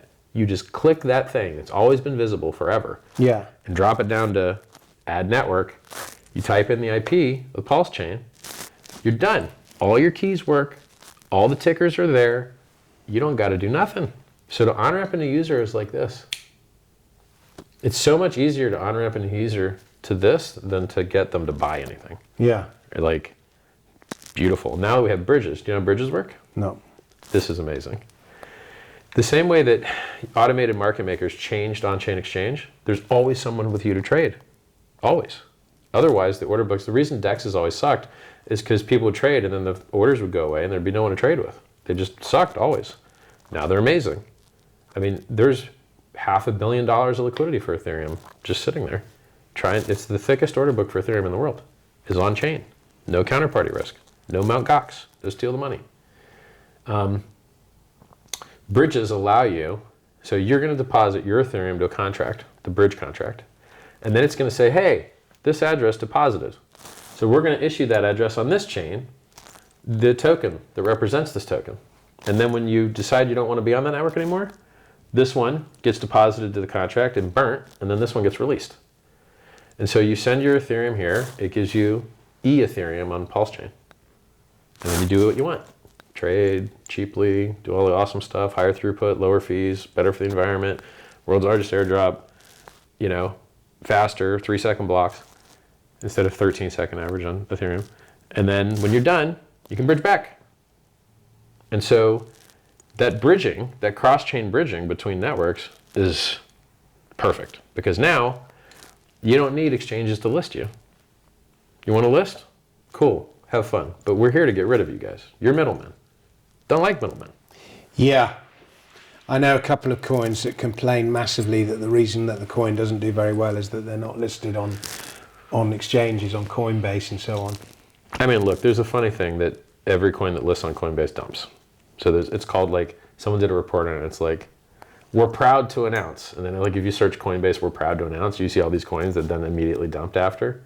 So I don't think the price, like for instance, HEX isn't on Coinbase and it did 1,000,000%. Without staking, it did like maybe 2,000,000% with it. It doesn't matter whether you're on Coinbase or not these days. It may have several years ago, but now that we have decentralized exchange, and it's the best experience you can have, minus these stupid fees right now, which is allowing all these Ethereum killers and Ethereum helpers, like I like to call HEX or PulseChain Ethereum helper. We're just trying to lower your fees by taking your users. Okay. Now, I wanted to talk about a few things with you, but I'm absolutely shattered down. It's nearly my bedtime.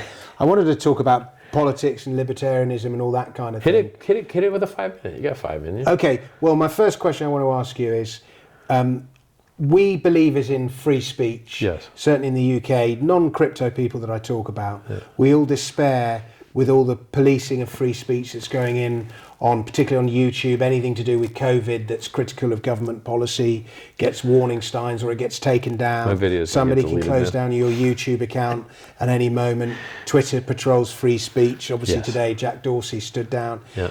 We don't know if the new guy's going to be more militant or less militant yet, but one suspects more militant because it's in the interest of social media companies to get into bed with government and do what they say in order that their little monopolies aren't taken away and so on. Why is decentralized social media, decentralized video sharing, why is that not going to happen? Decentralized video sharing has too high of a bandwidth cost. You just lose money.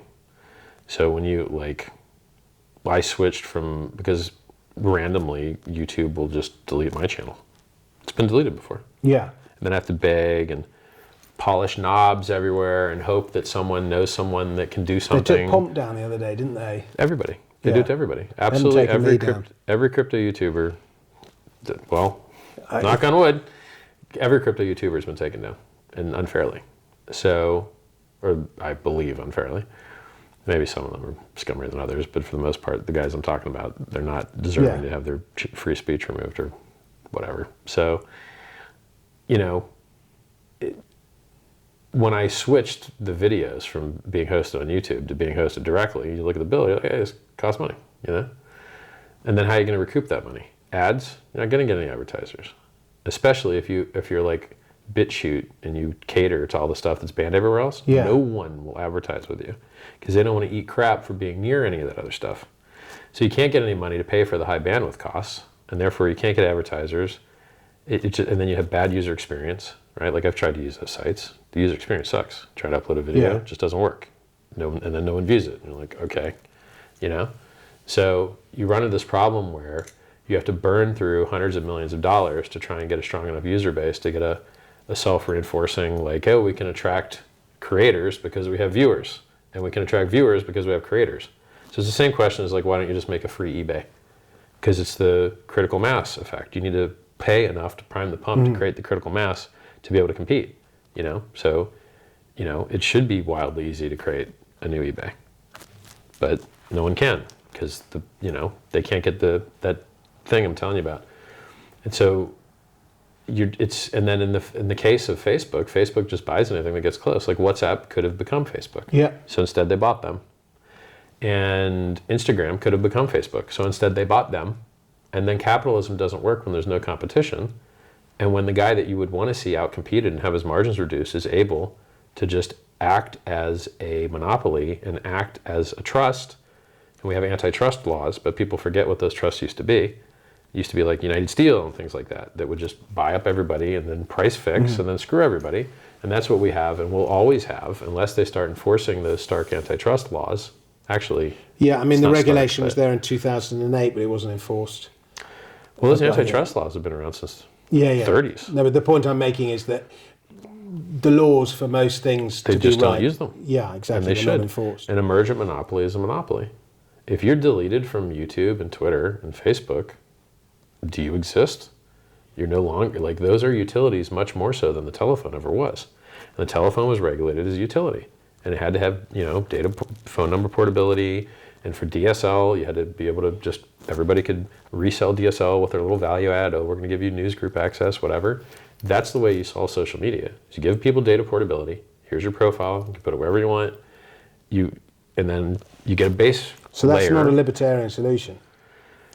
Well, if you want a free market, the solution to creating a free market is not liberty. Free market means regulated market. It means you can't price fix. You can't shoot your competitors. You can't have a monopoly. So a free market means an unfree market. A free market is made free by of not allowing them to do the scummy things they would naturally do.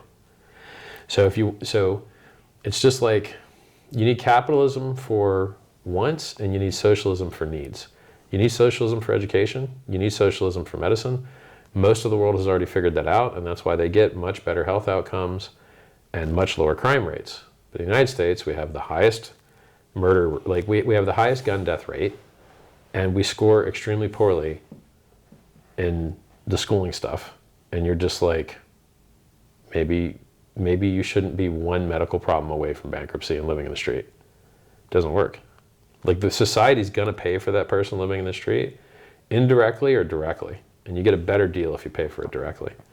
There's a good book called Wealth Secrets of the 1% by an economist called Sam Wilkin, and he looks at the richest people in history. Yep. And he concludes that most of them made their fortunes, in fact almost all of them, not by being brilliant entrepreneurs and taking risks and so on, but just by occupying monopolies and then relying on government to reinforce their monopolies and obliterate the competition and so on. And we're seeing exactly the same thing with Bill Gates and Zuckerberg and all the others. Bill Gates did a lot of innovation. Yeah, but he's a massive he played the game. Like he did embrace extinguishing. Yeah, I'm not saying he's not an innovator because he is, but his skill was in patenting and protecting. Sure. Embrace, extend, extinguish was purely anti-competitive, that was scummy. He did that. He stood with Steve Jobs one time. I think the quote was, Steve Jobs said that they copied something from, Microsoft copied something from Apple, and Bill Gates, I think, was more like, actually, it's like you and I went to IBM or Xerox's house and both copied them. Because those guys used to be, they had good ideas back then. IBM and Xerox did. I can't remember which one. I think it was Xerox that they copied in this case. So, but we do have some innovation. I think cryptocurrency is innovative and one of the only things in the world that really has a chance of changing man's relationship with government, of changing man's relationship with labor, of really giving the human beings their power back. And it's also the best performing asset in all of history. It's totally unregulated at the moment, and it's as a result, that's why there's all the scams, but it's also means there's a real chance for innovation to happen as well. I think it's there's a lot of regulation. Well, it's self-regulating. It doesn't rely on government. No, there's real regulation.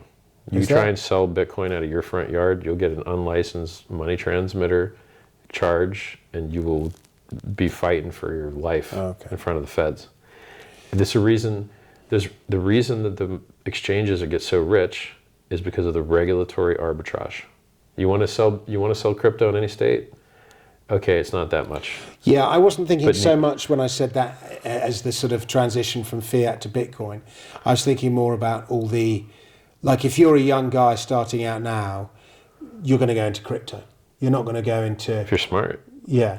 It's attracting the biggest brains, certainly the biggest computer brains, the technical brains. You know what? It's not. If you go on hackernews.com, very smart people absolutely despise crypto. All of them. They all absolutely 100% hate crypto. Don't know why. It's insane. It's hilarious. Okay, but that's one small portion. I'm telling you, every single developer in the world will tell you cryptocurrency is garbage. I'm telling you, for a fact. So what are they all doing then? Everything else. They're all making, 200K, 300K at Amazon, Facebook, Apple, FANG, Netflix, Google. Yeah, but don't they want to go and make $1 million and $5 million and $10 million starting up some cryptocurrency? Nope. But a lot of them do. No, they get, on their stock options, they get paid out another $500,000, they do. And then they get the vesting period. They're all on the treadmill, and then they just keep changing jobs from different FANG companies, upping their ante. Okay. I'm telling you, I believe you. Your developers hate crypto. They hate it. That's why there's not many crypto developers, because no one wants to do it. And when you use crypto software, you realize it's trash. We forked Geth. Geth sucks, but it's what everyone else forked too, and it's what Ethereum uses. But it sucks, and we're working on improving that. Someone has to make it better. I'm surprised. Now I'll tell you. Bitcoin software sucks too. I'll just tell you my grand theory. So presumably, we haven't talked about it so much now, but when we were talking at dinner, one of the things you kept saying is, I want to change the world, I want to make it better, this kind of stuff. And I'll tell you what the idea of patient zero. So when you watch a zombie film and patient zero is the virus from which there was no instances, and now there's the first instance. Yeah, and the hero of the film has to get to patient zero and either kill him or patient zero has the antidote, whatever. This is just silly, but yeah. I mean, I've watched the series on AMC.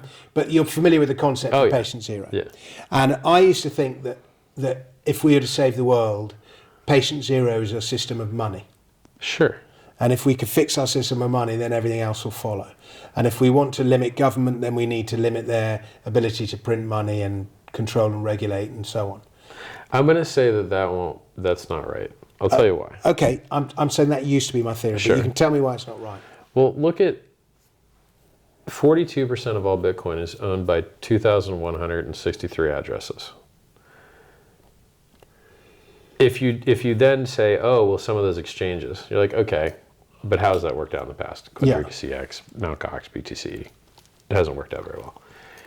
But let's say that magically that wasn't a problem. Now you're like, the Winklevi twins have a couple percent, Draper has a couple percent, Sailor's got a percent or two. The bloke who owns Binance. Right, on down the list. You go down that list and you're like, these are VCs and Silicon Valley guys and guys who were millionaires before they got in. I was a millionaire before I got in. Roger Ver was a millionaire before you got in. Why?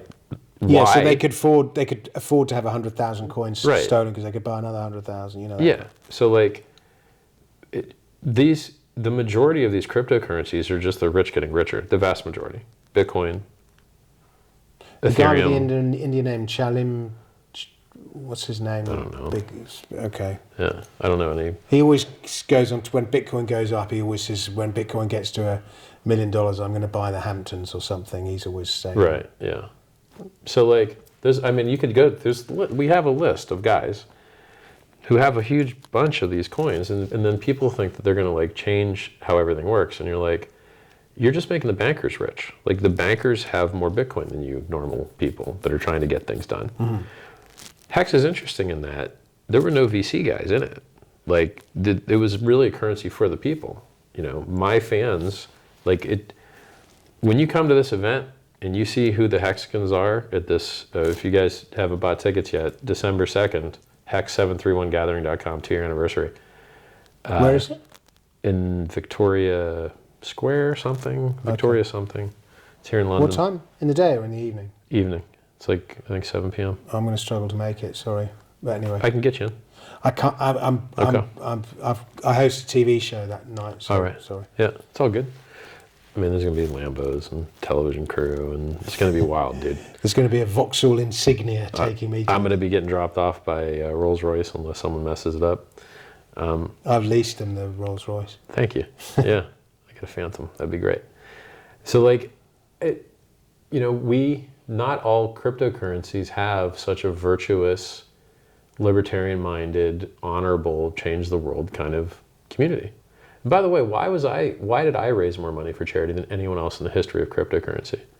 I don't know. I'm not the richest guy in crypto. What, am I the only person that cares about curing aging and disease so that we all don't have to just rot and fall apart and turn to crap? My dog's dead, my grandparents are dead, my parents probably ain't doing that great. And then I'm up on the chopping block. Hey, I could drop some weight, It's time to fight the Grim Reaper while you can still stand. And then these people that have more money than they'll ever be able to spend, they die rich, and you're like, hey, Steve Jobs lost the game. He lost. You're doing better than Steve Jobs. Steve Jobs lost the game. And then you see other people making the same decisions, and you're like, guys, what are you doing? The guy just died, the lead designer from Louis Vuitton. His name was Virgil Abloh. Just died at 41 from prostate cancer. Prostate cancer. We need more medicine. We need better medicine. And what's everyone focused on? Everything except that. Let's go to Mars. Let's do mosquito nets. Let's do malaria. My dog's dead. My grandparents are dead. None of that's helping them. I'm next up in a chopping block. Can I get something to hook me up? Hook me up. I'm a cool dude. I'm making the world a better place. Hook me up. I don't want to just die, you know? Mm-hmm. So. Well, so the zero patient, Yep. and money is part of it, but the zero patient is our system of tax. Could be. And the reason I say that is because tax is, you design a society by the way that you tax it. You control behaviour, you incentivise behaviour by the way you tax it. At the moment, our system of tax, we penalise labour and we reward capital. There's an imbalance there. Big time. But there's never existed a society in all human history without some kind of taxation. Even in the hunter-gatherer societies that preceded civilization, there would have been a sense of duty to the greater collective. Mm-hmm. And, you know, our system of tax at the moment is bloated, wasteful, inefficient. Yep. The incentives are all wrong. Yep. There's never any fundamental reform. It's all stuff at the edges, with the gradual direction being more of it. And inflation, of course, is a form of tax in itself. And debt is another form of tax, a tax on the future, basically. And so, and even like in ancient Greece, they had voluntary taxes. And, you know, Bitcoin, a crypto, we'll just use Bitcoin and just pretend for a moment that you think Bitcoin's good. Sure. Even within Bitcoin, you say there are no taxes. Well, there are. Yes. They're voluntary taxes, though, miners' fees and gas fees in Ethereum. They're fees that you can either choose to pay or not pay, or pay lower rates. Miners are getting that inflation constant, whether anyone uses the network or not. They'll mine empty blocks and get that block reward. Sure. So, but anyway, so that, and I've written a whole book about it. And if you look back at history, tell us the book. Daylight robbery. The part, but every great event from history, you can go, actually, there was a tax story behind that event, without which that event would have turned out very differently. Every war, pretty much every religion, there's a tax story behind everything. And once you start to look at the world through the prism of tax, my grand theory is so much of why stuff happened and what's going to happen becomes clear because of the way we tax. Good news. I think we've got grave problems in the West because we're not thinking about the way we tax people. We're not. They're thinking about it. They're thinking of raising cap gains to 40. Yeah, well, exactly. They're only thinking about more of it and how to pay for their spending next week, and how to get elected in 2 years' time. Yeah. This is short-termism. Yes. You know, without. Yeah. So that's my little. Good news for you guys at home. If you're American, you can move to Puerto Rico and pay 0% capital gains tax. Consider doing that. And in the UK, I think you can move to the Channel Islands or Switzerland and pay zero capital gains tax. BVI, Bermuda. Yeah, and there are some places where you can move to and pay 0% income tax as well. But to leave a country is problematic. Monaco. You know, to become a tax exile from the United States, this goes all the way back to the Civil War. You know, you can't leave America. You wherever you go in the world, you still have to pay taxes to America, unless you buy an exit fee. You know all of this. That goes all the way back to Lincoln protecting Union tax revenue in the Civil War. That's where that law dates from. He wanted to make, and there's one theory that the Civil War was all about Lincoln protecting Union tax revenue. May I say that it's not fair? That law? To be enslaved, regardless of where you live, to be enslaved, it's not fair. You've got to pay an exit fee, haven't you? You have to negotiate to earn the right to pay one of those. I'll say. It's not easy, and apparently that queue will fill up, and then there ain't. Technically, Boris Johnson was born, our Prime Minister was born in America. So technically, that makes him American. So technically, he actually owes the United States a shitload of back taxes. I'm not a fan of unfair things, to tell you the truth. Nor am I. Oh. So that law stinks, but you've got your Abraham Lincoln to blame for it. It's just hard to hate the guy. He's such a good wrestler. You know, he was so tall and ugly. You know, how was the play, Mrs. Lincoln? You know, there's some funny quote about that. Like, other than that, Mrs. Lincoln, how was the play? He got killed at a play. I know. I was digesting the thought. Should we call it a day? Yeah. So guys, check out his book, Daylight Robbery. Daylight Robbery, yeah. Yeah. It's probably old as heck. It was written in 2013, right? No. Oh, no. Bitcoin, the Future of Money was written in 2013. Published in 2014. Daylight Robbery was from a couple of years ago. Nice. Last year. He also, I know you can't tell, but he's funny. We were going to argue about Brexit. I was going to tell you why Brexit's a good thing. Go, tell me. Because the idea is it removes a layer of government. Yeah. Well, that sounds nice. It killed your economy though, right? No. No? Just the value of the currency? Well, the currency plummeted, but we've got better growth rates than in Europe. Because the currency plummeted. But that's only if you measure it since then. It plummeted against the US dollar. It didn't plummet. It plummeted initially against the euro, but we're back at 120. It's not. The euro is not doing good versus the dollar. But it seems like the euro just can't drop under $1. Like no one will let it. I looked at the max length chart of the euro versus the dollar. It just will never get below 1-to-1. Never. It's a bit like that with the US dollar and the Canadian dollar as well. I remember like when the Canadian will never go under. There was like in 2011 at the peak of the commodities market, it went to like 97 cents or something. Right. And all the Canadians were laughing at all the real estate they were buying in Florida. Well, yeah, that's what people don't realize is like if you're holding dollars and the euro goes from like 1.4 down to where it is now, I think like 1.18, you just got like 20 or 30% more real estate for free. Yeah. So nice. Like all of the real estate, like everything in that country is 20 or 30% off now. It makes a big difference if you're vacationing or if you're just buying stuff other places, you know. Australia's another one of those things that actually moves quite a bit. Like the commodity currencies do. They move with the commodity markets. Yeah, so Australia's tied to copper and stuff. Guys, I like Dominic. He's really smart. He's a Bitcoin OG and he's taken it extremely well when I've been savaging his bags here. Like he hasn't said a crossword. He hasn't got. I haven't said a crossword because he knows what he's talking about more than I do. But my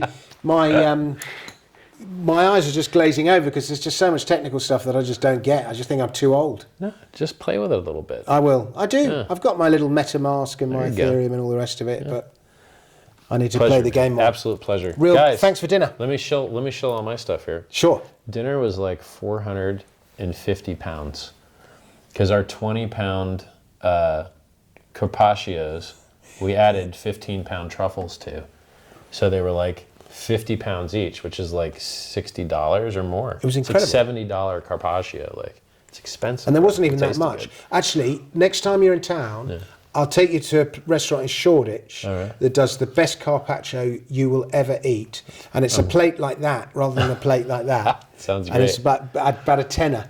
So I'm gonna shill my stuff.